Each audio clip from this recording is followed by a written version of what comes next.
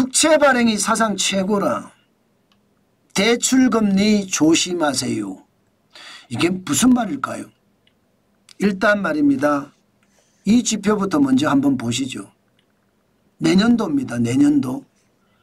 국가가 발행하는 채권이 국채입니다. 일반적으로 국고채라고도 이야기합니다.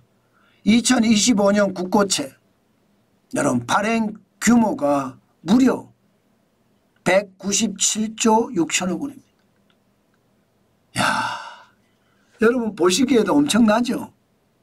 이게 엄청날 수밖에 없는 게 여러분 2020년부터 채권을 어마어마하게 찍어냈잖아요. 돈을 마구마구 찍어서 채권 발행했다고 제가 말씀을 그때도 드렸습니다.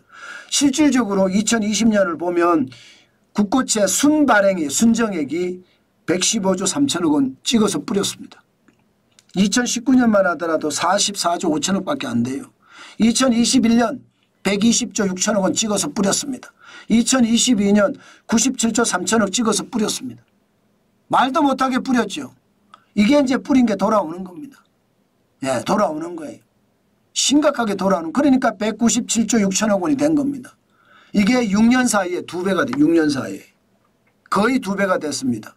아니 101조 7천억 원이 197조 6천억 원이 됐으니까 95조 9천억 원이 늘었잖아요. 94.3%가 는 숫자거든요. 이런 걸 보면요.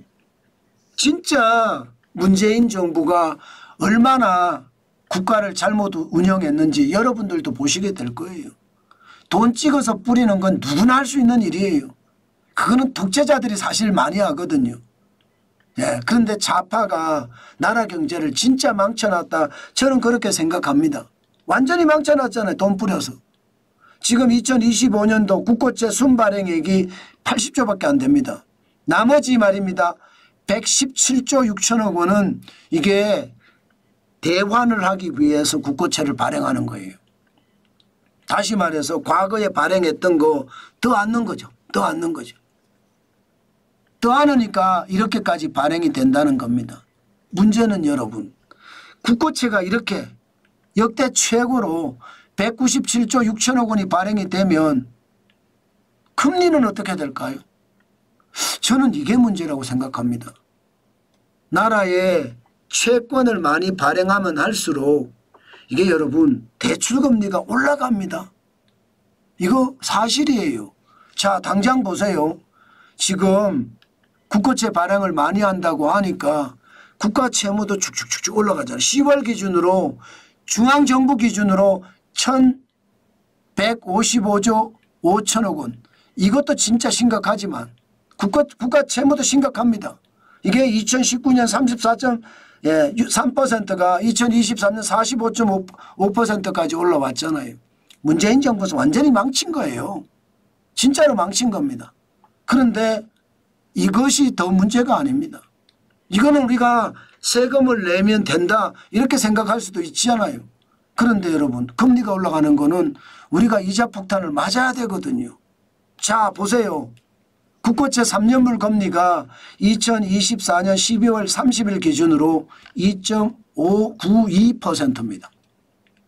지난 11월 2일에 2.551%였거든요. 올라가기 시작했죠.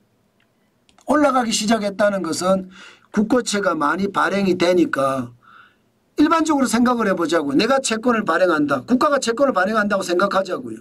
그런데 안 사주면 어떻게 됩니까? 안 사주면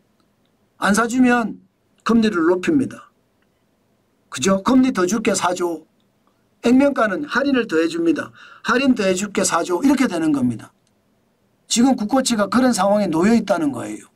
10년물도 마찬가지입니다. 10년물도 이게 2024년 12월 23일 기준으로 보면 2.880%입니다. 12월 6일 날 2.637%까지 떨어졌잖아요. 그런데 이게 올라가요. 이게 올라간다는 것은 결국 말입니다. 여러분들의 대출금리가 올라갈 수도 있다는 이야기고요. 지금 한국은행이 내년 1월 16일 날 금리를 내릴 거다 하는 시장의 예측, 또 정환진 TV 구독자분들도 1월 16일에 내리지 않겠느냐 하는 예측 빗나갈 수도 있습니다. 2월 25일로 연기될 수도 있다는 뜻이에요. 그만큼 말입니다. 채권을 많이 발행하니까 시장에서는 금리에 대한 부담도 있고요.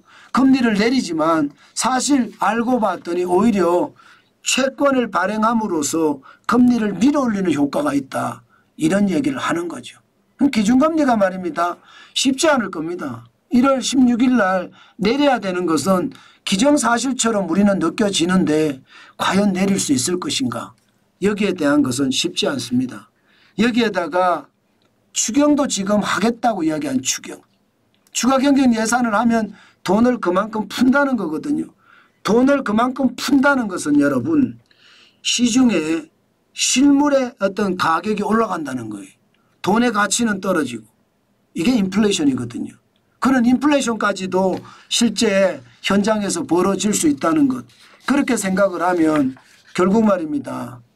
결국 금리 올라가는 것은 어쩌면 국고채가 많이 발행이 돼서 어쩔 수 없는 상황이다. 저는 이렇게 말씀드릴 수 있을 것 같습니다.